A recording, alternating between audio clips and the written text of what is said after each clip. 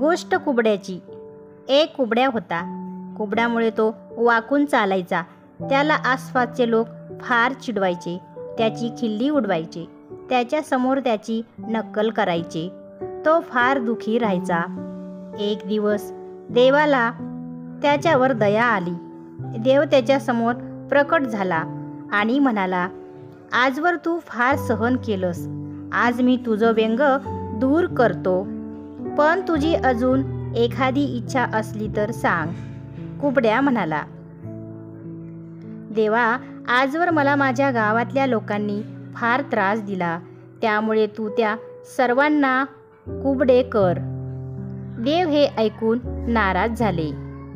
अरे मूर्खा, आज मी स्वतः येऊन तुझे व्यंग दूर करतो म्हणतो आणि तुला अजून इच्छा मागण्यास सांगितले. तुला स्वतःसाठी आणखी उद्धार करण्याची संधी असताना तू मात्र दुसऱ्यांचे वाईट चिंततोस. दुसऱ्यांनी तुला चिडवले असले तरी तुझे व्यंग काही त्यांच्यामुळे आले नव्हते. तू मात्र दुसऱ्यांना व्यंग यावे अशी इच्छा धरतोस. तुझ्या शरीराचे व्यंग सहज दूर होईल, पण मनातले व्यंग मात्र अवघड आहे.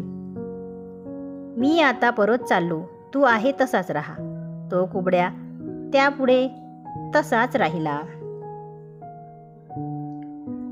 तात्पर्य: दुसऱ्याचे वाईट चिंतू नये. असे केल्यास आपलेही वाईटच होते.